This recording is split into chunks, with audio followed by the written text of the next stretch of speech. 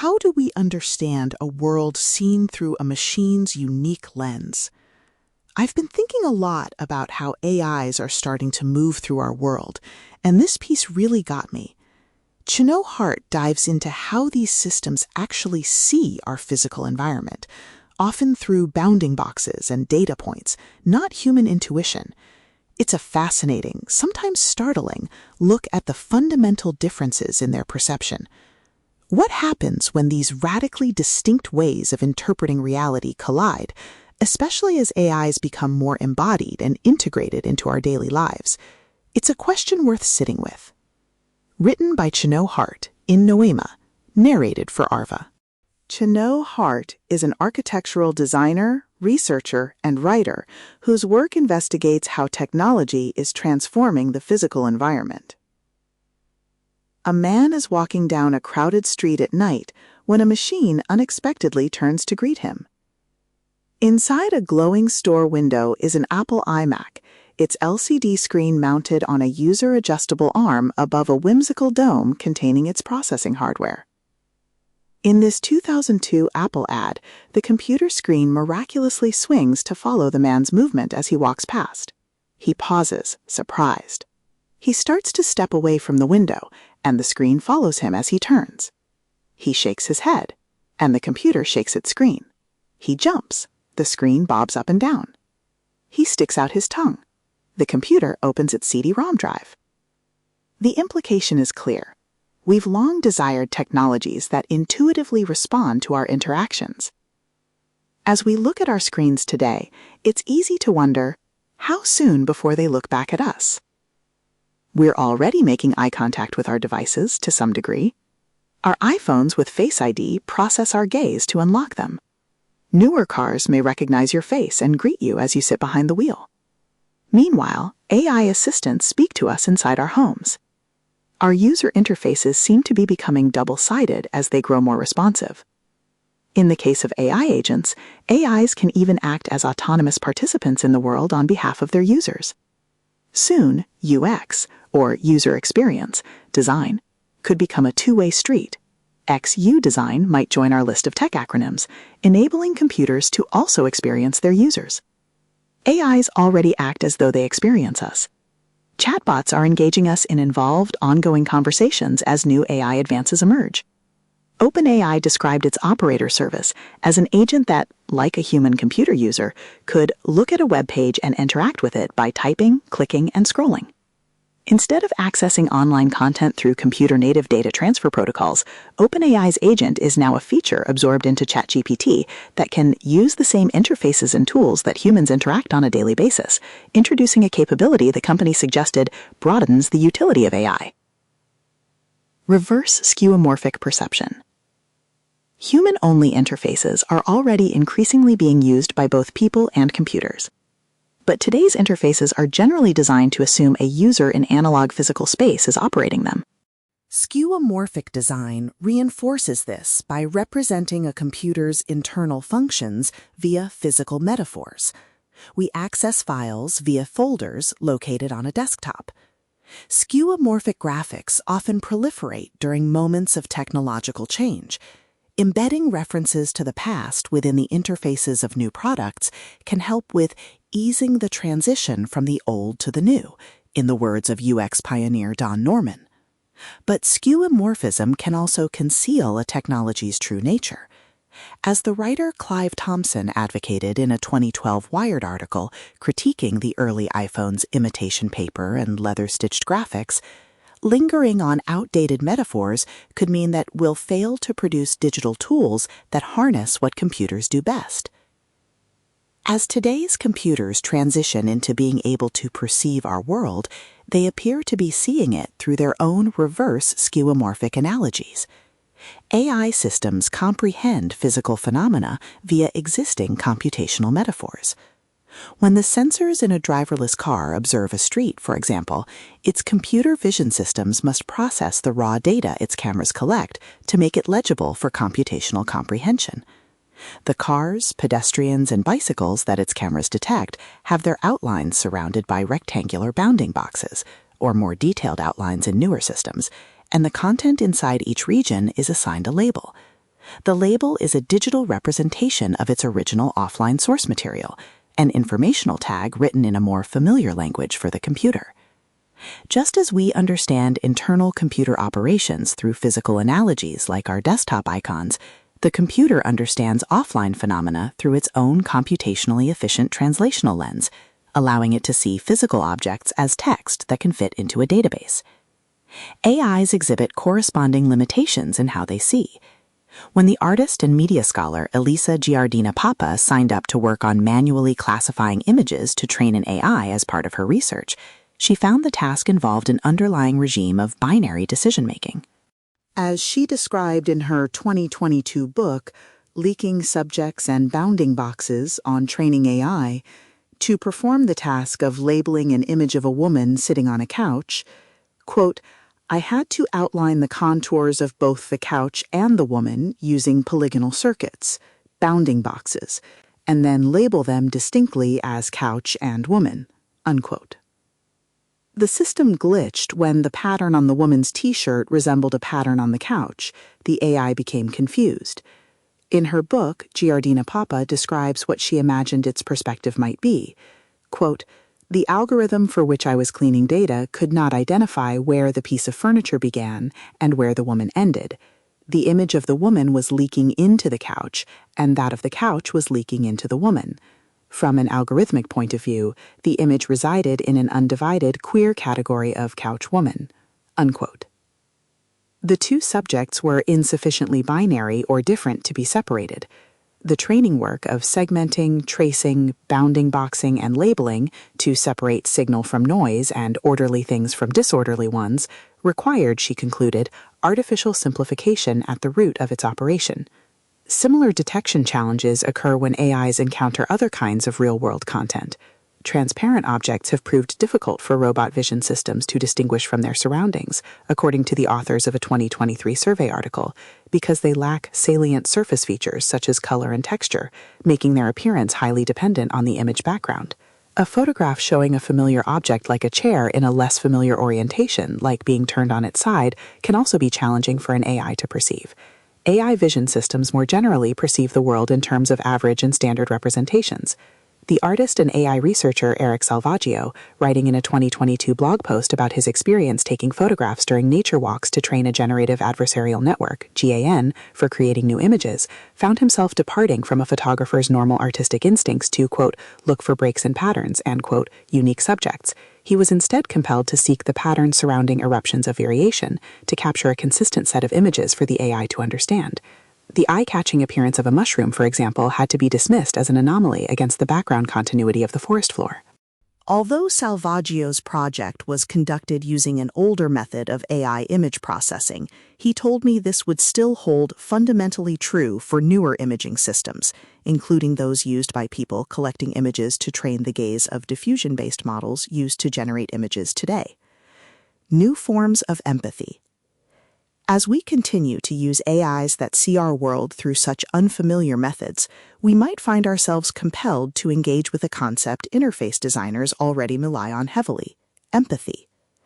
One relevant historical precedent for empathizing with radically different non-human perspectives might be found in the writings of the biologist Jacob von Uexküll, whose pioneering 1934 text, A Stroll Through the Worlds of Animals and Men, described a distinctly empathetic framework for considering unfamiliar forms of intelligence. In Uexküll's well-known example, a tick, perched on the tip of a blade of grass and perceiving the world through pressure, smell, and temperature, would have a profoundly unfamiliar experience of the world, a unique, all-encompassing experience that he called the insect's Umwelt, compared to our own. He was ahead of his time in calling for his readers to empathize with an animal's perspective, proposing an approach to studying nature by considering the world as it appears to the animals themselves, not as it appears to us. Such an approach would align with some user experience discourses. An AI might not need to have genuine emotional experiences, as Salvaggio, in a 2025 article, criticized as a fallacious expectation applied to AIs, for their perspectives to fit within a sufficiently empathetic user experience methodology. We could especially accommodate an AI's unfamiliar worldview by leveraging a cognitive rather than emotion-based definition of empathy, as denoted by design researcher Andrea Alexandro Gasparini in a 2015 paper. Where emotional empathy involved an instinctive, affective, shared, and mirrored experience, Gasparini wrote, we might interpret his cognition-based alternative as only requiring a more Uexküll-esque definition, that one understands how others may experience the world from their point of view. Recent technical research has found approaches to working with AIs that acknowledge their alternative perceptual capabilities. In a 2025 study, researchers improved an AI's ability to understand low-light photographs by optimizing the images for a machine rather than a human. Where conventional image processing would remove noise from photographs, their method retained it. Pixels that provided no legible information to a human observer could still contain retrievable information for an AI's pattern recognition capabilities. The method left purple artifacts in the processed images that the researchers noted may not be visually pleasing for human vision. But these artifacts also significantly improved the computer's ability to decipher poses of photographed people, compared with its performance when interpreting photos brightened under models tailored for pleasant viewing by human eyes. The AIs performed nearly as well as humans tracing well-lit photos of the same poses.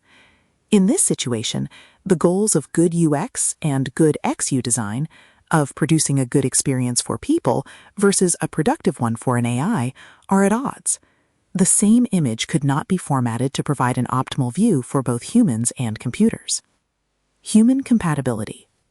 AI perceptual differences could become particularly relevant to us as we begin to share more of our physical environment with AIs. AI-powered humanoid robots are a booming new area of technological investment, and even Apple is now said to be developing a robot. Physical embodiment could soon become a literal part of how we relate to technology. Once that happens, real-life objects could perpetuate similar forms of illusory emotional affect to those which some users already encounter through chatbots. Salvaggio speculated in his interview that we tend to project personality and self-awareness to objects that write, but also objects that move, citing the emotional attachments some people already exhibit toward their cars. Just as our physical environment now contains automotive infrastructure built for moving vehicles rather than pedestrians, in the future we will likely see new infrastructure to accommodate robots. Portions of our everyday world are already designed for machine perception, such as the QR code menus that proliferated during the COVID pandemic. These are somewhat inconvenient to use. You must deliberately position your phone to read them. In the future, a restaurant menu might automatically appear on your phone after an AI monitoring the security camera detected you sitting down. Similar hopes of effortless convenience informed the concept of Amazon's Just Walk Out retail technology. Customers at Amazon Go prototype stores were offered the convenience of simply leaving the store with their purchases.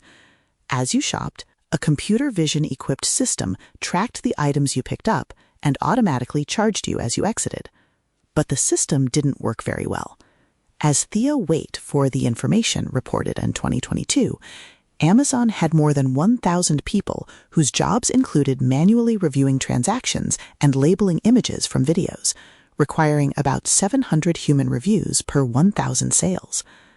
Although AI vision capabilities have grown more advanced in recent times, for instance, allowing robots to navigate without the aid of traditional QR code markings in many warehouses, in early 2026, Amazon announced they were shutting down their retail experiment. When Amazon's in-store computer vision system did work, it had additional limitations. Its performance was sensitive to the store layout, which had to be optimized for the AI's perception. Waite described how these tech-equipped stores required extra staff to ensure that shelves are kept arranged so the scanning technology can work.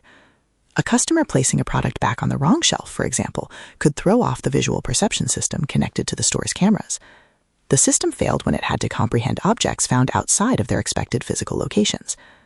The potential need to change some of our activities to make them easier for AIs to comprehend becomes especially concerning when AIs misperceive aspects of the human social world. In too many cases, socially constructed biases in an AI's datasets can lead to unequal treatment of their users. The robotics researcher Tom Williams described in Degrees of Freedom how voice assistants have been found to disproportionately misunderstand users speaking with accents or in dialects whose speech falls outside a narrow set of expectations. Drawing on insights from the interaction researcher Christina Harrington's investigations of voice assistant use, Williams described a scenario in which a user who preferred to interact with a robot in African American vernacular English might have to consciously whiten their speech to be understood, in a form of technology-directed code switching. Those types of interactions positioned white speech as a norm against which other speech deviated, potentially leading users to feel that a technology was not made for them. Williams noted, however, that heavy-handed attempts to improve the diversity of AI training datasets could also lead to inappropriate surveillance.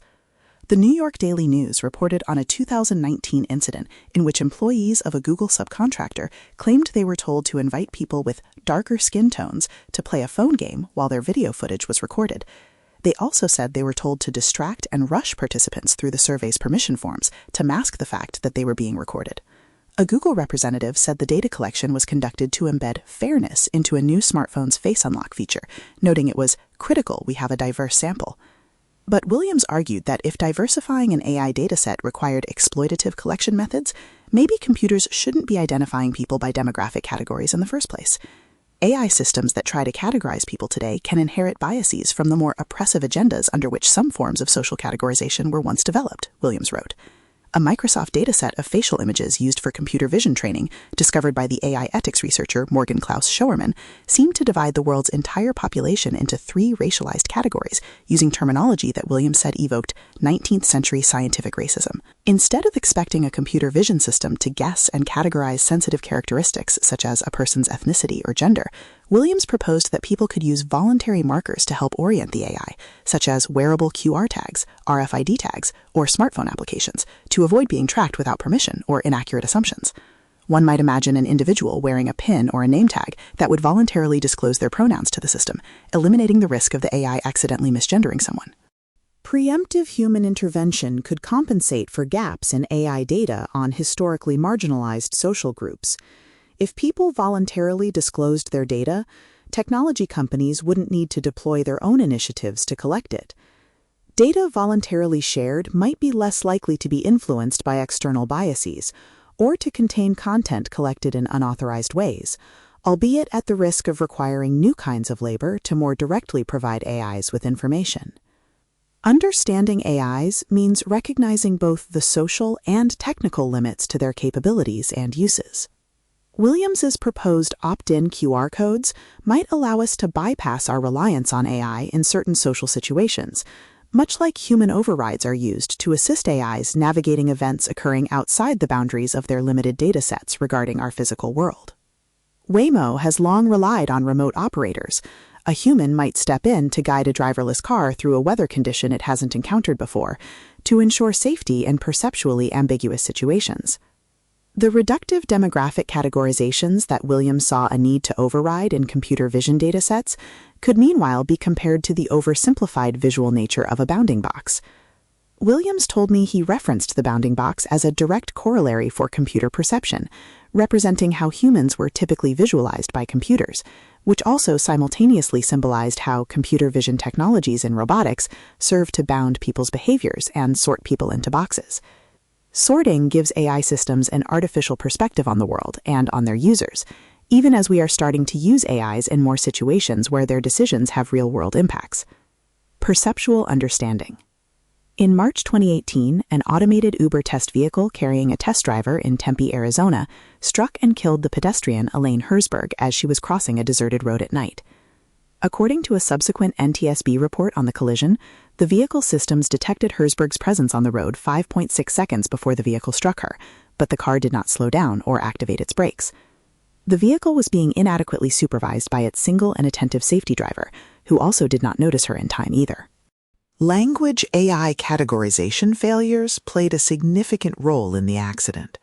The system detected Herzberg's presence and tracked her movement, but it never accurately classified her as a pedestrian or predicted her path, preventing the system from recognizing a collision risk while there was time to brake or steer away. Uber software instead initially classified the pedestrian as a vehicle and subsequently also as an unknown object and a bicyclist. The shifting of the system's classification labels suggests that it might have potentially misperceived her in a manner similar to the errors described in Giardina Papa's examination of AI image subjects. Herzberg's activity of pushing the bicycle could have potentially rendered her appearance as being different from a standard pedestrian body, making her presence harder to accurately categorize. Her behavior also fell outside the system's narrow set of expected standards, since Uber's software lacked specific provisions for tracking pedestrians who were jaywalking rather than using crosswalks. As AIs become embedded in an increasing variety of systems that involve physical automation, we are using them in more situations that entail physical risk. When a robot misperceives a person or a command, Williams noted, its actions can have irreversible physical consequences, whereas an inaccurate software program command can often be undone. It's especially important for us to get the challenge of AI human perception right as AI systems become more embodied, in what the company NVIDIA anticipates could be an upcoming era of physical AI.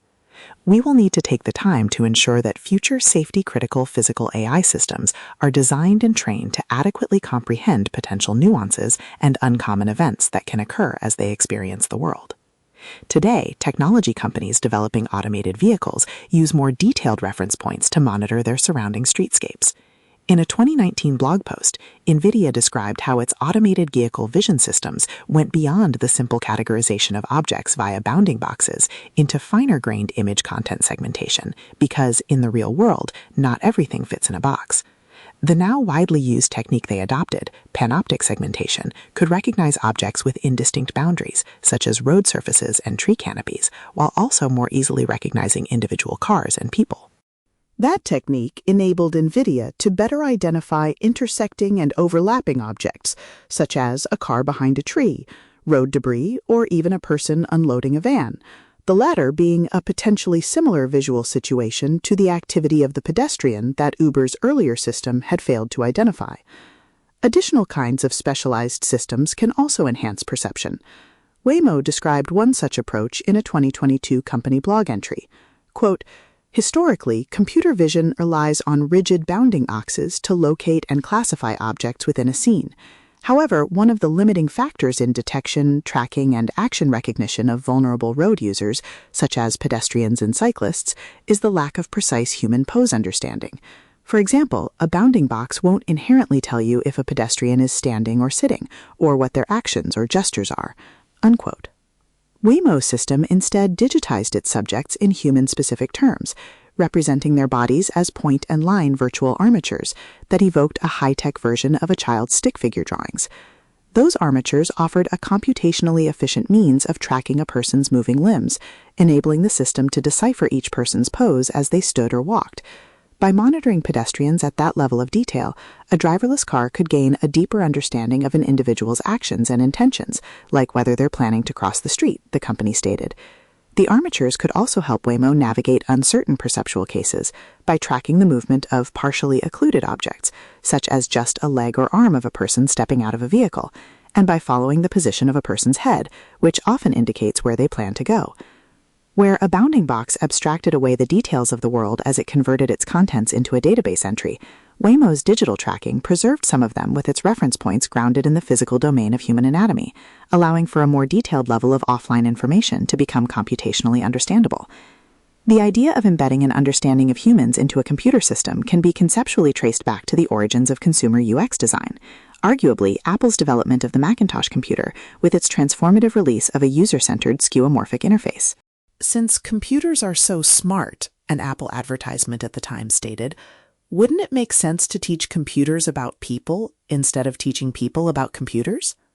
This was only a metaphor at the time, but their statement described an early, informal version of what we might now call a UX design process. The computer's interfaces were designed with a new emphasis on usability. Meanwhile, today's AIs engage in literal machine learning to acquire information about humans, and AI chatbots are often deployed on business websites in the same way a UX designer is, with the goal of making an interface simpler and easier to use.